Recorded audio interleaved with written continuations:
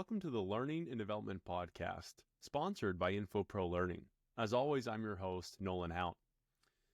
Every guest we've had on the podcast so far has been smarter than me. There's no denying that. But today's guest, Connie Malamed, is probably at the top of the list.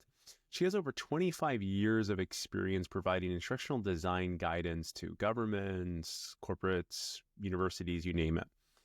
She's written 2 books, she has her own podcast, and she was even honored with the Learning Master Award for her outstanding contributions to the learning professional community.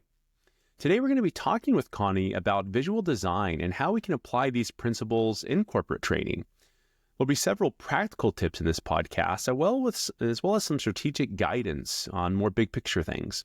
I'm very excited for this episode, so let's go ahead and meet our guest. Hello, Connie. Welcome to the podcast. Hey, Nolan. It's really good to be here. So as we start with every podcast guest on the show, we like to learn a little bit more about you, and particularly your background. Learning and development is one of these spaces where we've seen not everybody follows like that very linear path. It's not like, oh, I went to college to be an ID or instructional designer, then I did it seems like that's rarely the case, but we do have a couple every now and then. So we'd love to hear from you. How did you get to this path where, now, however many years later, you're consulting and you're advising people on a lot of these L&D topics, but what's the origin story? Weirdly, I'm one of those people who, for graduate school, said, what is that field? Is there a field like that? And when I found out there was, I went to graduate school for that. But previous to that, I was always interested in art, and I took a lot of art classes, and I was an art education major in undergrad, and I was never great. But that love of visuals and also my love for cognitive psychology and trying to understand how do we think, how do we learn, what makes this work. Yeah. They just combine together very, very nicely. And so that was my focus during graduate school as much as I could do that. My papers and reports focused on that, and I did a lot of research on it. And then I said, when my kids grow up, I'm going to write a book about it. And that was my background. I did work as a instructional designer, instructional design manager. Now I teach instructional design related courses in my membership community called Mastering Instructional Design. And I write lots of articles on the elearningcoach.com and have a podcast. Wonderful. And one of the things that was interesting, so would you say then your, what draws you to this field is almost like a scientific curiosity of how people learn things and how the brain works? Would you say that that's one of the big influences? I would say that. I grew up with a brother who was somewhat mentally, I guess they would call it handicapped. I just thought he was wonderful and special, but he was very musical. And the way my mother taught him to read, mathematics, so many things was through music. And I was just so fascinated by that. And I could see that people learn in all different ways. Yeah. And maybe that got me interested in cognitive science.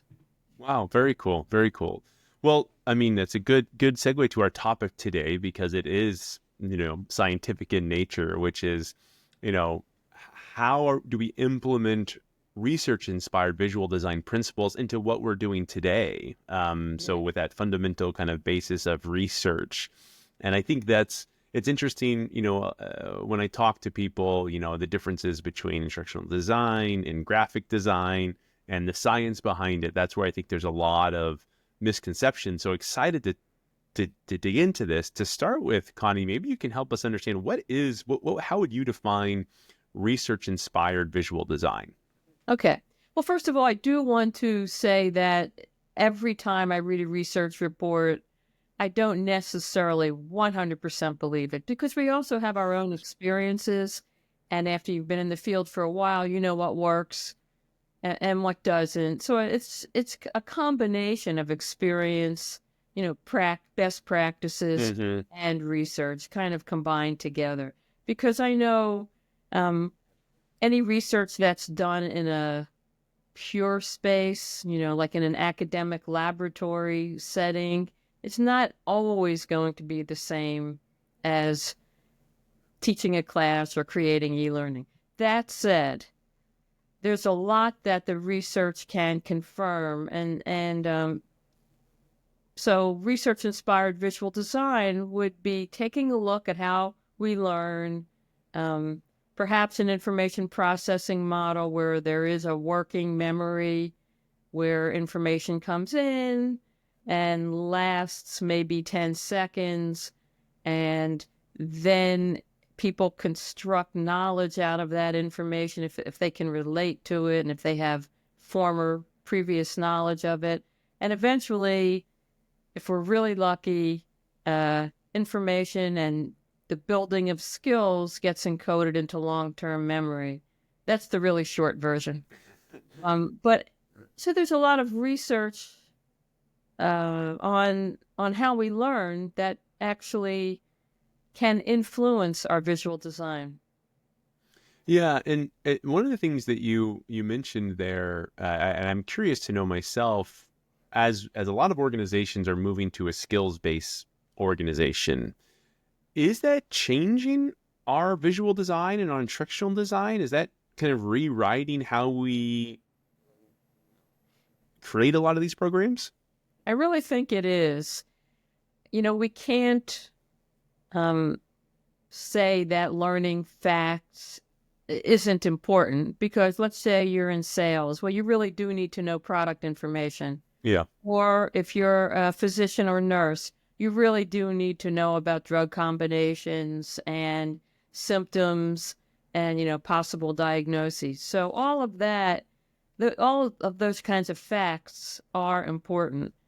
But we have definitely moved from learning objective to performance-based objectives, where we know that in the workplace, developing skills, changing behavior, and improving performance are most important. Well, one of the question was, as we start looking into research-inspired visual design and visual design in general, I'm sure there's like the common tricks and tools of the road that we implement a lot. One of the things that you mentioned was abstract graphics, a couple other things. What are some of those things that you're using to help, you find yourself using commonly to help build some of these visual design principles? Well, one of the really important aspects of it that almost I just think of naturally now is the fact that we have something called pre-attentive processing. So before people are even conscious of processing a visual, there's something going on pre-attentively where things will pop out at the viewer, and things like a bright color, which is why stop signs are red, most likely, and a really large size. So anytime you can get that extreme contrast in there, if you want someone to notice something quickly, then you can take advantage of pre-attentive processing. There's certain things that we notice: large size, position, movement, color, those kinds of things. So that's one aspect or an example of research-inspired visual design. Another aspect is that we can use abstract graphics to make things concrete, because whenever we can make something concrete, people are going to understand it better. So diagrams are just fantastic for explaining how concepts fit together. Diagrams are also good for showing components in or explaining a system. And there's so many times when we tend to use text when using an abstract graphic, which would be diagrams, graphs for visualizing data and making comparisons, maps for showing location or statistics.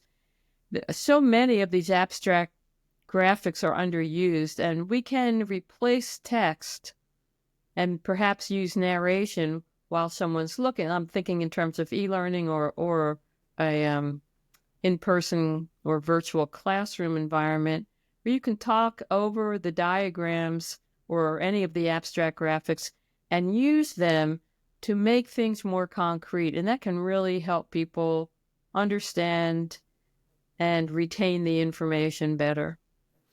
Yeah, it's interesting. I was just thinking about that the other day.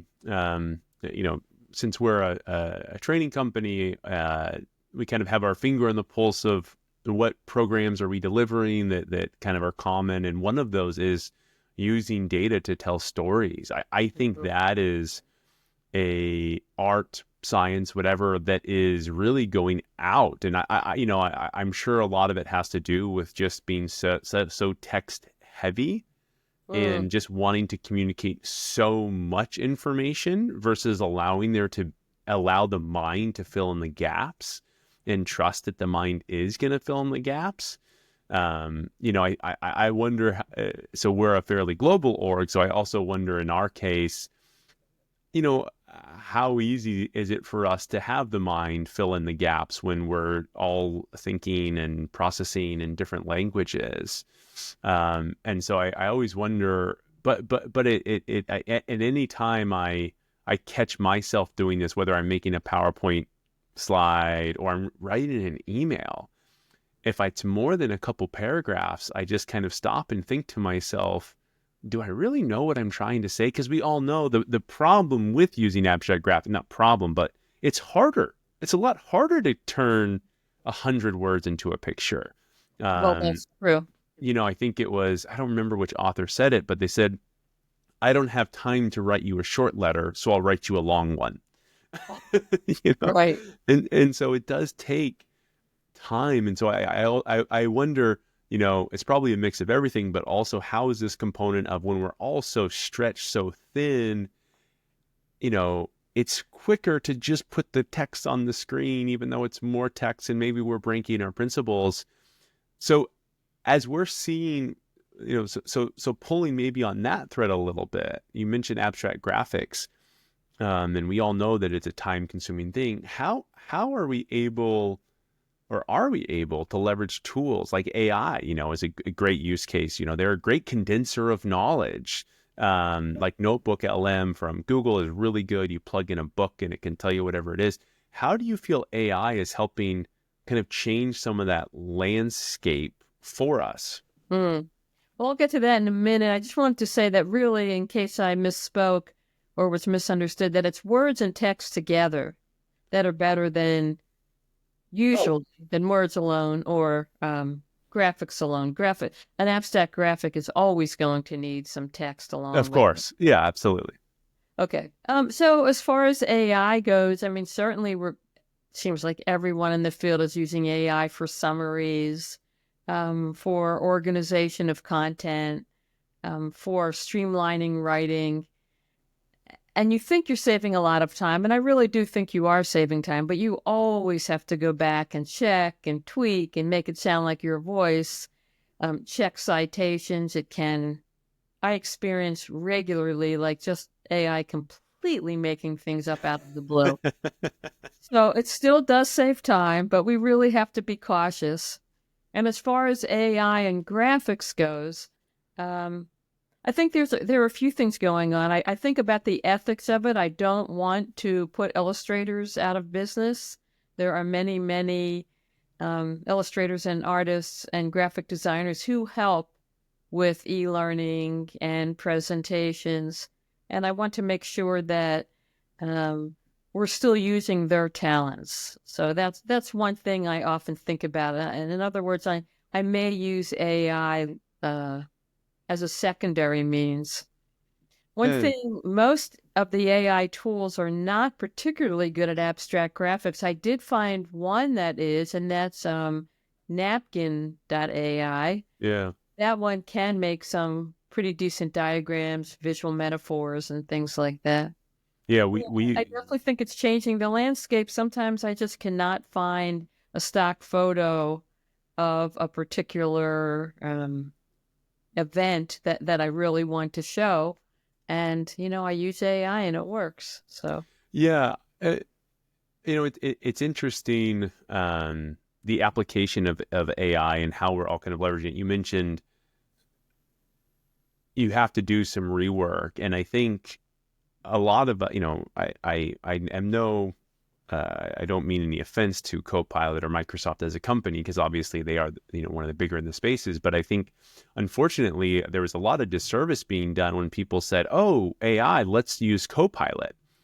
And Copilot, especially the instance that most of us kind of had off the shelf, wasn't really designed well for us. And it wasn't.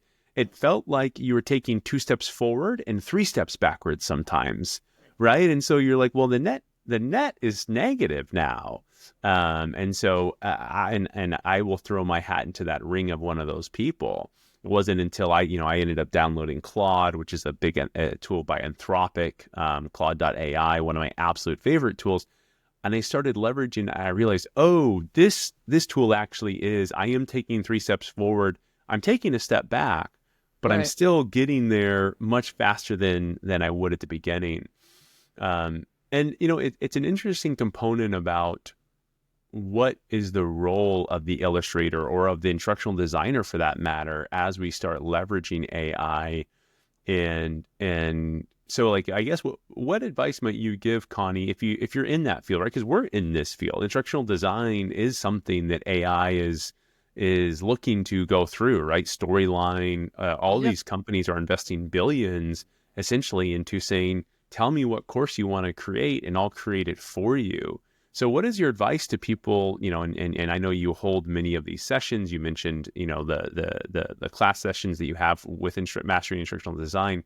What is your advice towards embracing AI to kind of keeping yourself ahead of it? I completely agree that you need to embrace it to keep yourself ahead of it. Just yesterday, we had a speaker who was talking about AI tips and tools for instructional designers. And I think the general approach that most people have, that I have spoken to and that I've seen present on this, is rather than shy away from it and be concerned that it's going to take your job, embrace it, work with it, use it as an assistant. It is not going to give you the same result as a person. And so every time you're using it, you need to massage it and work with it. But I've heard one person call it an overeager intern. There are a lot of ways to use it as an assistant, and it's a good assistant, but it's not going to take the place, at least now, of a experienced instructional designer. And one thing that I would recommend, but I don't know if anyone is going to do this, is that if you are new in the field, I would actually, let's say you've never really written excellent test questions for a course. I would write those by hand and then run them through AI. In other words, I would build up your expertise, because how are you going to know that your questions are plausible, that your responses are plausible and the same length and all those little rules that we have? You need to build up the skills and then maybe let AI review it so that you're not missing out on skill building. That's really a great point. I hadn't necessarily thought of, when you're new into a field, whether it's instructional design, anything for that matter, and you're leveraging AI, what, that value of understanding why something is done. Yeah. And if you don't get that skill, it's actually hard for you to progress in your career. So when you're starting off with, maybe AI is your fastest path to get to Z, but that shortcut comes at the expense of your inability to know why you're making those things. It's the I think every elementary school kid has said, why can't I use calculators on my tests? Because won't I have a calculator? And yes, you will always have a calculator, but you need to understand how to do it first by yourself so that you have that foundational building block. You can't really shortcutting it makes it harder to learn everything else down the road. So it's a really good point. So that reminds me of all the older graphic designers I know who actually worked with analog and actually did typesetting. And they thought that that was a fantastic way to start out their careers. And then when they went digital, they really had a lot of insights into what looked good, as opposed to someone who just goes straight into digital, which of course many people are now. But Yeah, it's the same kind of thing. absolutely. So whether we're using digital, analog, AI, ourselves, pencil, pen, paper, whatever, how do we measure the impact of good? Right? What is good or what is bad sometimes? How are we measuring the impact of that? Well, it's interesting, but visual design for learning purposes, we frequently can't be clever. We frequently can't be wild and crazy like you want to be, but this is not a concert poster that's like kind of difficult to read. So some of that creativity that we're kind of exploding with, we have to tamp down and always remember, is it effective? Mm-hmm. Someone learn from this? And some of the best ways to figure out, well, there are several ways, but at the very start is to run it by, if everything you do, by a few sample members of your audience. That can improve your work a lot. That's just the most basic level. Then over time, we can do whatever evaluation approach you like. I like Will Thalheimer's LTEM, Learning Transfer Evaluation Model. You might start out with some basics. Did people learn? But over time, you want to look at, did performance improve, and look at metrics. Were people engaged? Did more people complete? Did performance change, in 6 months down the road? What are those metrics like? So almost at every step of the process is a way to see if your improved designs are working. Yeah, interesting about, built for purpose versus built for your own ego. And I think a lot of times we lose sight of the audience, right? And we do that across every field. You have right now hospital staff around the world, probably at this very moment, there's thousands of doctors and nurses on patient-centered care, putting yourself in their shoes, marketers and banks, know your customer, because you have to, and this is where I think personally that people within learning and development have the hardest job. My background is in marketing. And a lot of, there's common principles with both. You're both seeking engagement and you're both hoping for a buy sign. In this case, in learning, you want them to buy the courses and you want them to invest 15, 20, 30 minutes, an hour of their time into this. And you're not the only one vying for that time. But what makes it so challenging, like you said, is you're not building a marketing asset or a poster for the Grateful Dead. And so everybody that views it as a deadhead, and so your target audience, what they like is fairly homogeneous. You're designing something for, to keep with the musical equivalent, you're probably designing a training program in which some people's favorite artist is Taylor Swift, some people's favorite artist is Garth Brooks, and some people's favorite artist is Metallica. And how do so finding, like you said, knowing what good looks like, I think so much of it is just understanding who is my audience and what makes sense. And as you said, considering the complexities of, or what I was saying, considering the diversity of the audience, that can be really hard, which brings testing into the fold. A question on that, how do you advise people, and we run across this all day and time, is we're pressed up against a deadline. We got to get this program out tomorrow, but we want to take an extra day or two to test it, to actually give it a good test. How do you, I don't know, is there an answer to that, to giving yourself time to test, knowing that if I measure twice, I will only cut once versus measuring once, cutting 3 times? Right. I really think that anyone in learning and development has to build a business case and educate people on how important it is to test, how important it is to do surveys of the audience, how important it is to interview the audience, how important some of that front end analysis is going to be, because it's going to get you on the right track. In the end, it actually will save money.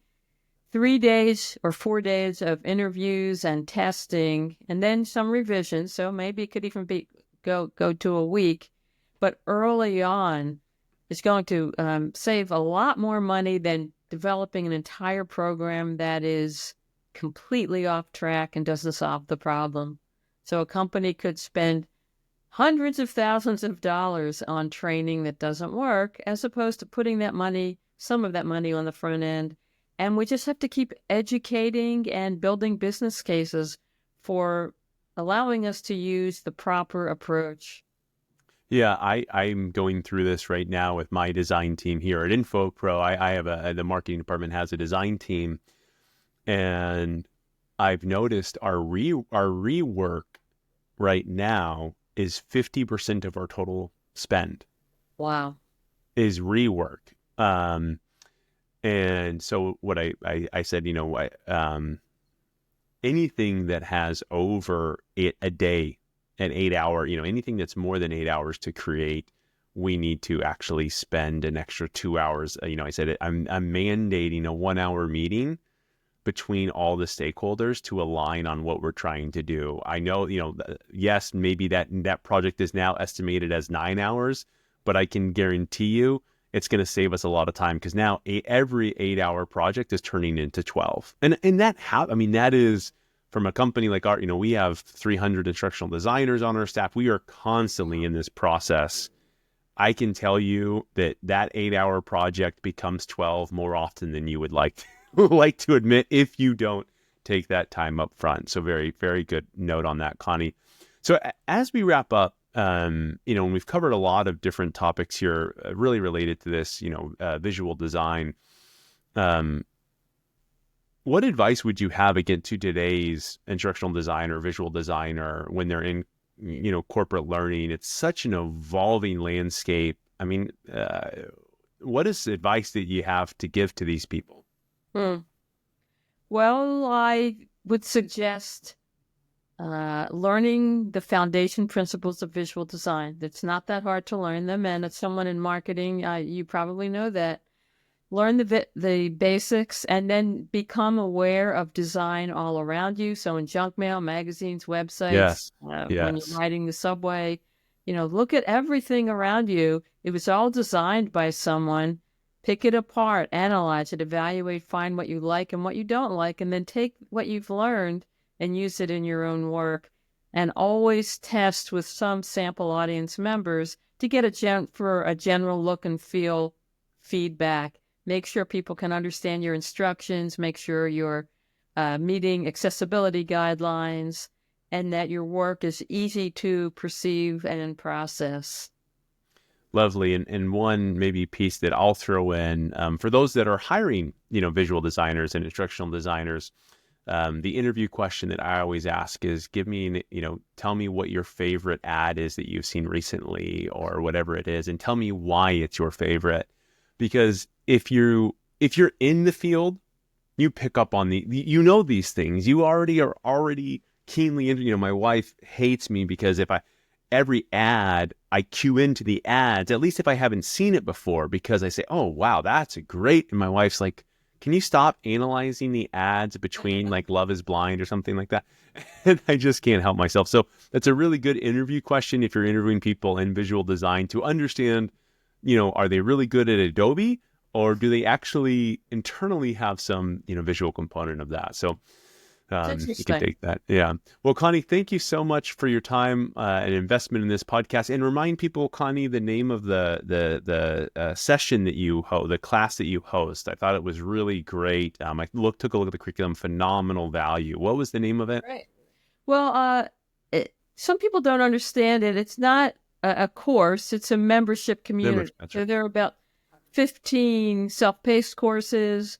We have a speaker every month. We have live events, live workshops, and everything is recorded. So it is called Mastering Instructional Design. I try to keep the pricing low, so people are getting really good value. Wonderful. Well, Mastering Instructional Design, go check it out. And Connie also has books on this topic as well. She is a great resource. We'll put all the links in the Great, chat. So thank you. thank you so much, Connie. Enjoy the rest of your day. You too. Thanks for having me.